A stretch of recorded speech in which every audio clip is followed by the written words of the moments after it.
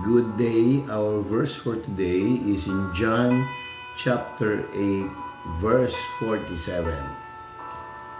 He that is of God hears God's words. Ye therefore hear them not, because you are not of God. A lot of Christians today say that they are believers, but they do not listen carefully to the words of God. Most of the time when they are in jeopardy or in problems, they do not resort to prayer. They do not listen to the promises of God. It's not only hearing, but how you listen. In Tagalog, let me read it. It says in verse 47, ang sa Diyos ay nakikinig sa mga salita ng Diyos. Hindi nyo naririnig ang mga ito dahil hindi kayo sa Diyos.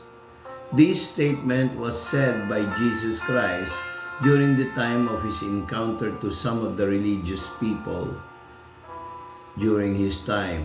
Noong mga panahon na yun, kausap niya yung mga Pariseyo, yung mga Saduseyo, yung ordinaryong mga tao na nakasalimuha ni Jesus Christ. Ang mabigat nito, kiniklaim nila exclusivity na sila ay mga angkan sa lahi ni Abraham.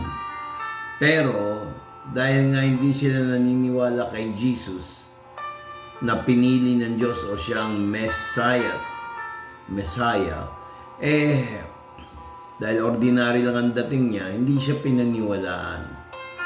Maganda sa atin, na-realize na natin na si Jesus Christ ay nasusulat na Mesias. Pero hindi yan ngayon ang ating pag-uusapan. Ang pag-uusapan natin ngayon, kung ikaw ay totoong Kristiyano, kapatid, pakikinggan mo ang salita ng Diyos.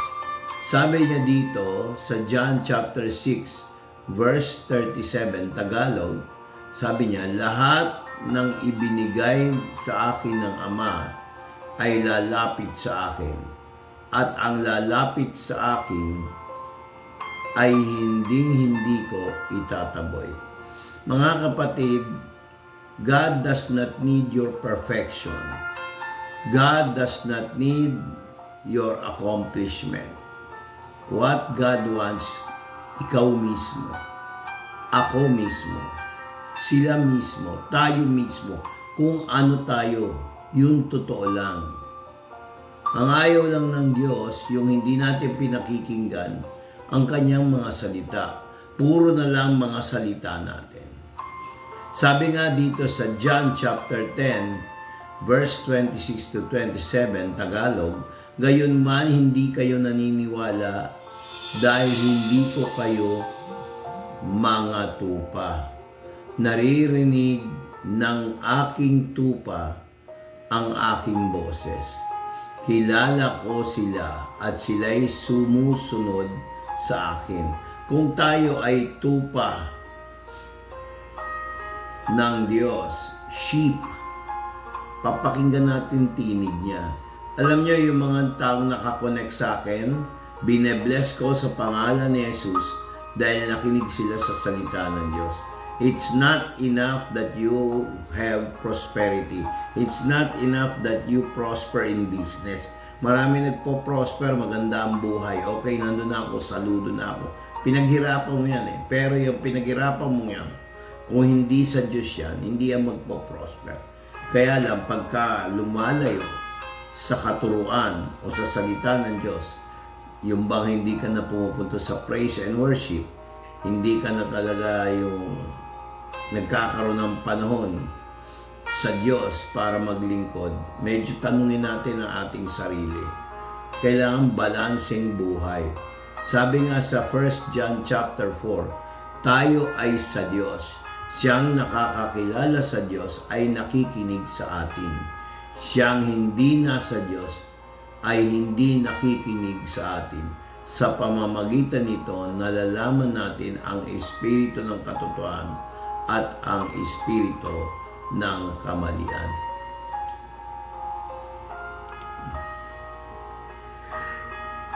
Excuse me.